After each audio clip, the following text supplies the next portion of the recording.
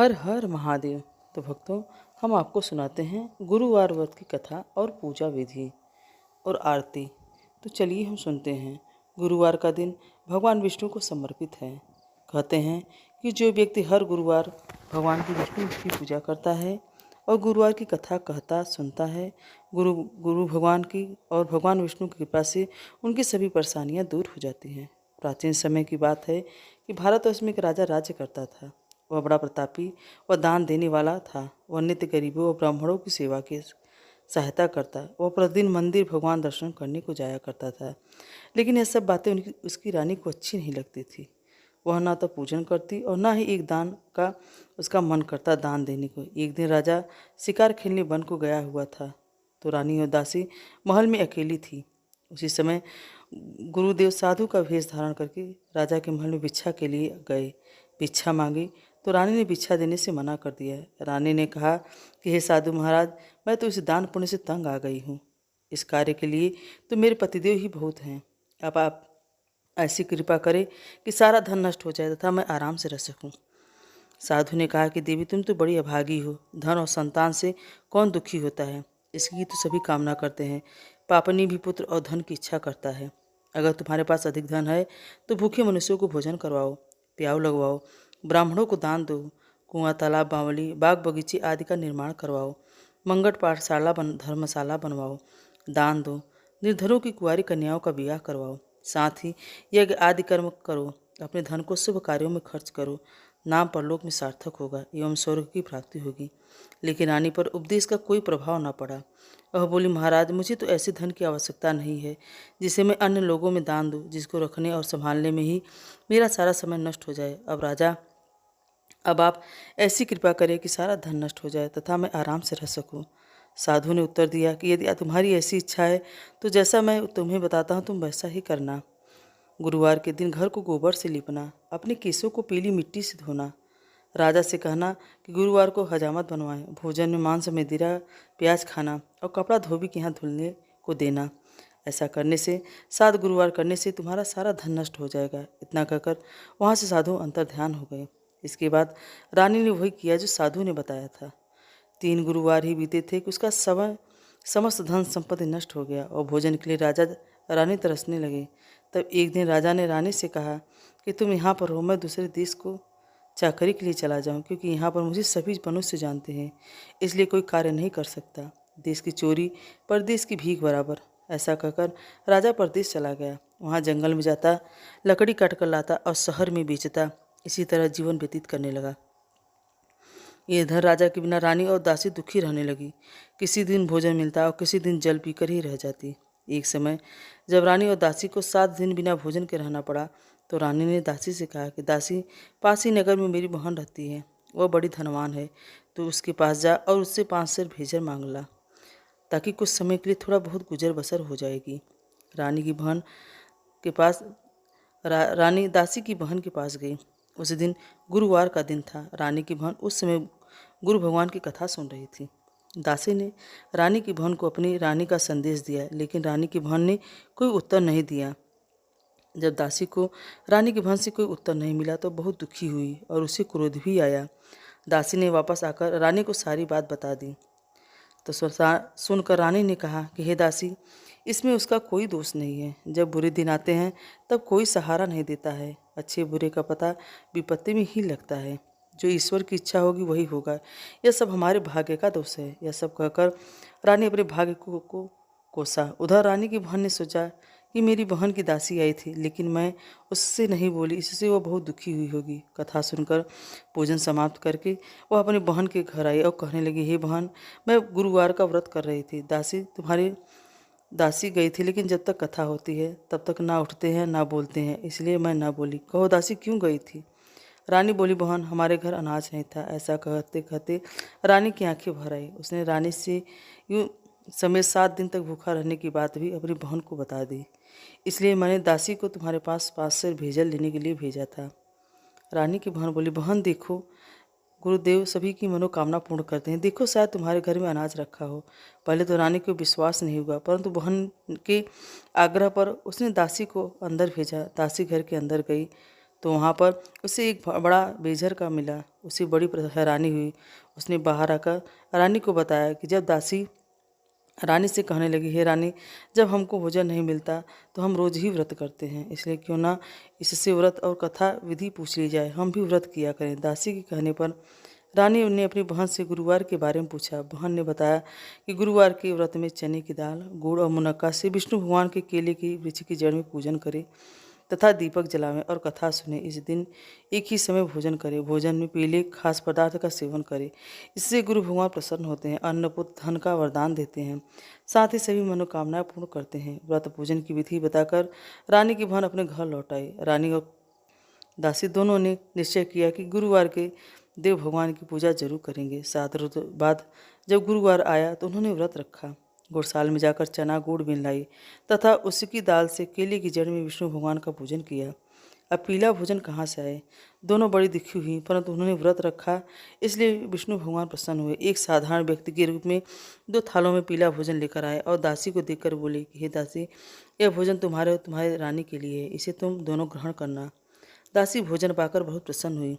उसने रानी से कहा, चलो रानी जी भोजन कर लो। परंतु रानी को भोजन आने के बारे में कुछ पता नहीं था, इसलिए उसने दासी से कहा कि दासी क्यों मेरी हंसी कर रही है। तब दासी ने कहा कि एक व्यक्ति भोजन दे गया है। तुम रानी ने कहा, वह व्यक्ति तेरे लिए भोजन दे गया है, अगर तू ही भोजन कर। तब दासी ने कहा, वह व्यक्ति हम दोनों को 2 थालों में सुंदर पीला भोजन दे गया है, इसलिए मैं और आप दोनों ही साथ साथ भोजन करेंगे। यह सुनकर रानी बहुत प्रसन्न हुई। दोनों ने गुरु भगवान को नमस्कार भोजन किया। उसके बाद से वे प्रत्येक गुरुवार को गुरु भगवान का व्रत करने लगी। गुरु भगवान की कृपा से उनके पास धन हो गया, लेकिन रानी फिर पहले की तरह आलस्य करने लगी। तब दासी बोली, देखो रानी, तुम पहले भी इसी प्रकार आलस्य किया करते थे, तुम्हें धन रखने में कष्ट होता था, इस कारण सभी धन नष्ट हो गया। अब गुरु भगवान की कृपा से धन मिला है तो तुम्हें आलस्य होता है। बड़ी मुसीबतों के बाद हमने यह धन पाया है, इसलिए हमें दान पुण्य करना चाहिए। अब तुम भूखे मनुष्यों को भोजन कराओ, प्याव लगवाओ, ब्राह्मणों को दान दो, कुआं तालाब बावली बाग बगीचे आदि का निर्माण करवाओ, मंदिर पाठशाला धर्मशाला बनवाओ और दान करो, निर्धन कुंवारी कन्याओं का विवाह कराओ, साथ ही यज्ञ आदि कर्म करो। अपने धन को शुभ कार्यों में खर्च करो, जिससे तुम्हारे कुल का यश बढ़ेगा और स्वर्ग की प्राप्ति होगी। पितर लोग भी प्रसन्न होंगे। दासी की बात सुनकर रानी शुभ कर्म करने लगी, उसका यश फैलने लगा।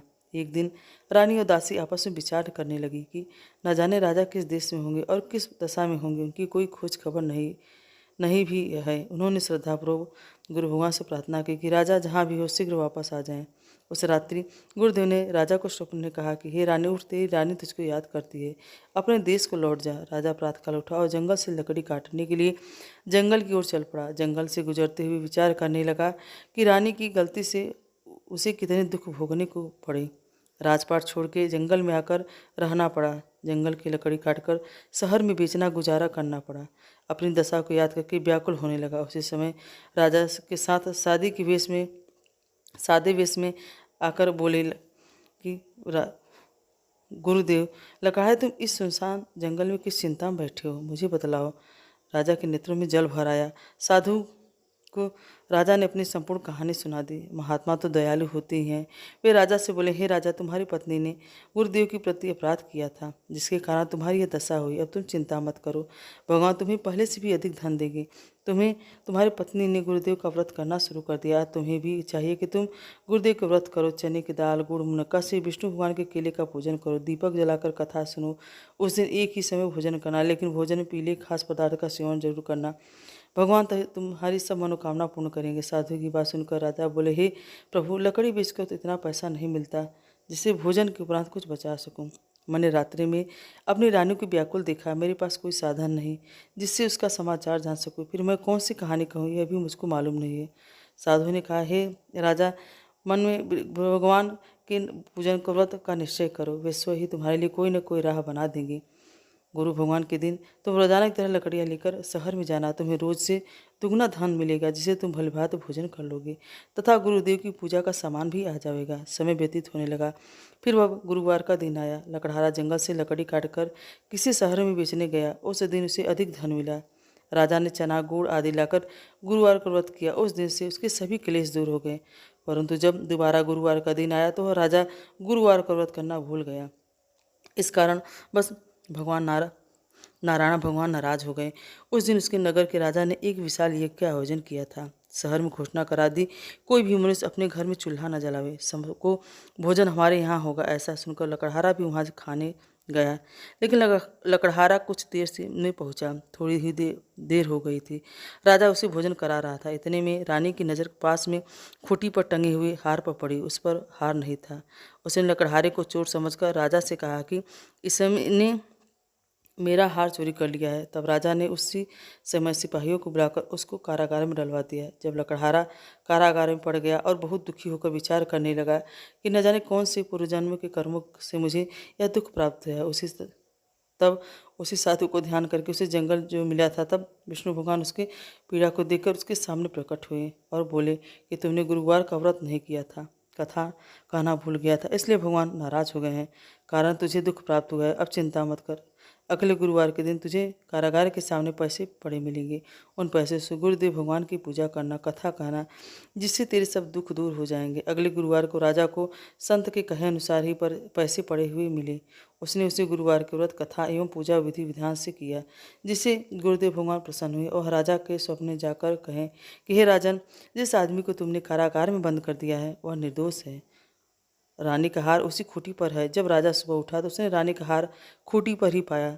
जब उसने देखा तो वह तुरंत ही राजा के पास गया और उससे बोला कि मुझे क्षमा कर दीजिए, यह सब गुरुदेव की माया है, जिससे के कारण आपको इतना कष्ट भोगना पड़ा। अब मैं आपको आपके नगर वापस भेज देता हूँ। उसने राजा को अच्छे से वस्त्र आभूषण पहनाए और उन्हें राज्य की तरफ से भेज दिया। जब राजा अपने राज्य में पहुंचे तो उन्होंने देखा कि वहाँ पर बहुत पहले से अधिक कुएं, बाग, धर्मशालाएं सब बने हुए थे। जब पूछा तो पता चला कि यह सब रानी के हैं। तो सब जानने के बाद राजा को बहुत क्रोध आया। यह सब रानी के पास कैसे आया? जब रानी को पता चला कि राजा नगर में आ गए हैं और अपने पति को पहुंचने का इंतजार सुन बहुत प्रसन्न हुई और द्वार पर खड़ी हो गई। राजा जैसे ही द्वार पर आए उन्होंने तलवार निकाली और पूछा, यह सब धन कहाँ से प्राप्त हुआ है? तब रानी बोली कि यह धन गुरुदेव के व्रत के से प्राप्त हुआ है। तब राजा यह सुनकर बहुत प्रसन्न हुआ और दोनों मिलकर गुरुवार का व्रत करने लगे। राजा विचार कैसे किया कि चलो अपनी बहन के यहाँ हो आवे। इस तरह निश्चय कर राजा घोड़े पर सवार हो अपनी बहन के यहाँ चलने लगा। मार्ग न देखा तो कुछ आदमी एक मुर्दे को लिए जा रहे थे। उन्हें देखकर राजा कहने लगा, अरे भाइयों, मेरे गुरुदेव भगवान की कथा सुन लो। वे बोले, हमारा तो आदमी मर गया और इसको मजाक सूझ रहा है। तब परंतु कुछ लोग कथा सुनने के लिए राजी हो गए। राजा ने चने की दाल ली और कथा शुरू की। कथा आधा ही हुआ था कि मुर्दा हिलने लगा और कथा समाप्त हो गई तो मुर्दा राम राम करके वह मनुष्य खड़ा हो गया। आगे मार्ग में उसे किसान खेत में हल चलाता मिला। राजा ने उसे भी कथा सुनने को कहा, परंतु किसान ने कहा कथा सुनने से इनकार कर दिया और राजा जैसे ही आगे बढ़ा उसके बैल के पैर में चोट लग गई और उसके सर में दर्द होने लगा। यह सब उसकी बूढ़ी माँ ने देखा तो राजा के पीछे दौड़ी और उसने कहा कि मैं कथा सुनूंगी। जैसे ही उसने कथा सुना किसान एकदम स्वस्थ हो गया और उसके बैल चोट भी ठीक हो गया। राजा फिर अपनी बहन के घर पहुंचा।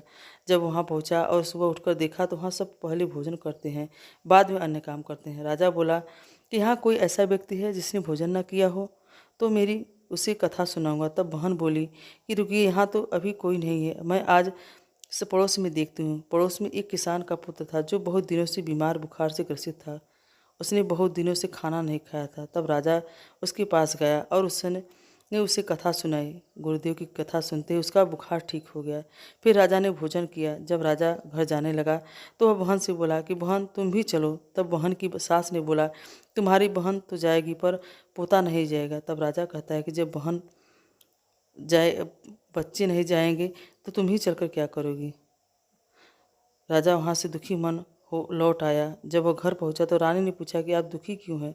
तब राजा ने कहा कि गुरुदेव की कृपा से हमें धन संपत्ति सब प्राप्त है, लेकिन हमारा कोई पुत्र नहीं है जिससे हमारा वंश आगे चले। तब रानी बोली कि अब हमें दुखी क्यों होते हुए, जैसे गुरुदेव ने हमें इतना सब कुछ दिया है वो हमें पुत्र भी देंगे। कुछ समय बाद रानी गर्भवती हुई और उससे एक सुंदर से पुत्र की प्राप्ति हुई। जब राजा की बहन ने पता चला कि उनके घर पर पुत्र हुआ है तब वह घर आई और बधाई लेकर। तब रानी बोली, घोड़ा चढ़कर तो नहीं आई? तब उसकी बहन बोली, अगर हम ऐसा ना कहते तुमको पुत्र प्राप्ति कैसे होती? मन क्रम वचन से जो गुरु भगवान की कथा व्रत रखता है, कथा कहता है, सुनता है अथवा दूसरों को सुनाता है, गुरु भगवान उसकी सभी मनोकामना पूर्ण करते हैं। तो भक्तों चलिए सुनते हैं गुरु भगवान की आरती। ओम जय बृहस्पति देवा हो स्वामी जय बृहस्पति देवा। छीन छीनी भोग लगाऊं, छीन छीनी भोग लगाऊं, कदली फल मेवा। ओम जय बृहस्पति देवा। तुम पूर्ण परमात्मा, तुम अंतर्यामी हो स्वामी, तुम अंतर्यामी। जगत पिता जगदीश्वर, जगत पिता जगदीश्वर, तुम सबके स्वामी। ओम जय बृहस्पति देवा। चरणामित निज निर्मल, सब पातक हरता हो स्वामी, सब पातक हरता। सकल मनोरथ दायक, कृपा करो भरता। ओम जय बृहस्पति देवा। तन मन धन अर्पण कर, जो जन शरण पड़े हो स्वामी, जो जन शरण पड़े। प्रभु प्रकट तब हो कर, आकर द्वार खड़े। ओम जय बृहस्पति देवा। दीन दयाल दयानिधि, भक्तन हितकारी हो स्वामी, भक्तन हितकारी। पाप दोष सब हरता, पाप दोष सब हरता, भवबंधन हारी। ओम जय बृहस्पति देवा। सकल मनोरथ दायक, सब संशय तारो हो स्वामी, सब संशय तारो। विषय विकार मिटाओ, संतन सुखहारी। ओम जय बृहस्पति देवा। जो कोई आरती तेरी प्रेम सहित गावे हो स्वामी, भाव सहित गावे। कहत शिवानंद स्वामी, मन भजत हरिहर स्वामी, सुख संपत्ति पावे। ओम जय बृहस्पति देवा। ओम जय बृहस्पति देवा हो स्वामी, जय बृहस्पति देवा। छीनी छीनी भोग लगाऊं, छीनी छीनी भोग लगाऊं, कंदली फल मेवा। ओम जय बृहस्पति देवा। बोलो बृहस्पति भगवान की जय। हर हर महादेव की जय।